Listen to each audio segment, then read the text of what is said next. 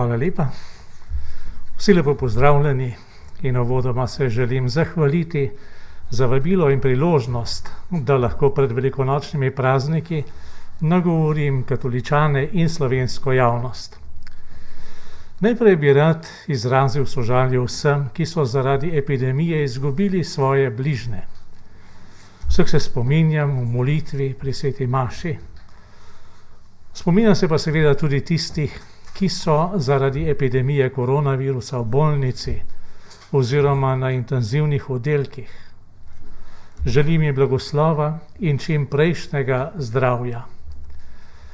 Ob tej priložnosti se zahvaljujem zdravnikom in zdravstvenim delavcem za njihovo požrtvovalno delo, prav zares so dostikrat na robu svojih moči.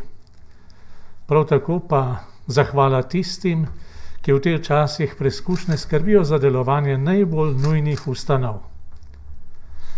Kot vam je znano, je vlada zaradi težkih epidemioloških razmer sprejela odlok, s katerim je omejila javno življenje v časih velikonočnih praznikov.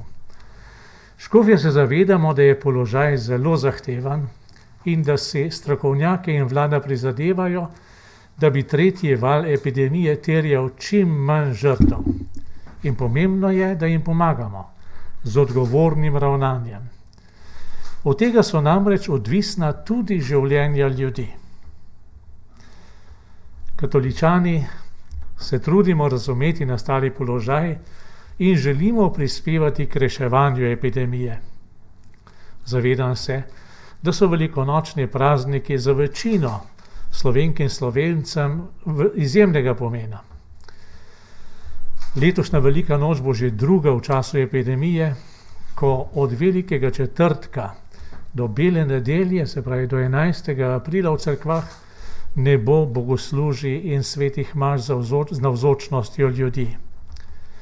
Zato smo škofje pripravili posebno pismo vernikom, duhovnikom, redovnikom in redovnicam. V njem smo zapisali, da se tako kot ostalo javno in družbeno življenje obračajo navznoter, tudi navznoter obračajo naše verske slovesnosti, naši obredi. Zato vas vabimo in spodbujamo, da vse velikonočne obrede, ki jih lahko izvedete v krogu družin in gospodinjstev, pripravite s preprostim srcem in jih opravite skupaj s svojimi domačimi. Ob tem pa vsi skupaj ne pozabimo na uboge in osamljene, bolne in trpeče. Prazniki bodo polni, ko jim bomo podarili svoj čas, besedo, ljubezen. Velikonočni prazniki brez žive navzočnosti pri obredih naj bodo priložnost, da oblikujete cerkev v malem, da okrepite molitev, opravite domače velikonočne obrede ter spremljate bogoslužje preko televizije, radija oziroma spleta. Vse duhovnike vabim, da vernikom zagotovijo prejem svetega obhajila ter svete spovedi, tako kot so jo zagotovili lansko leto oktobra in novembra. Na velikonočno jutro naj duhovniki zvonijo ob 8. uri zjutraj ter s tem vse vernike in vse ljudi povabijo k velikonočnemu zajtrku. Tako bomo povezani med seboj. Epidemija nas bo lahko spremljala še nekaj časa. Vem, da si vsi želimo, zelo želimo, da bi bilo čim prej konec. In zato je na mestu vabilo, da upoštevamo ukrepe za preprečevanje epidemije. Vse, ki jim to zdravje dopušča, vabim, da se cepijo, saj je varovanje lastnega zdravja in zdravja bližnjih izrednega pomena. Moralna dolžnost.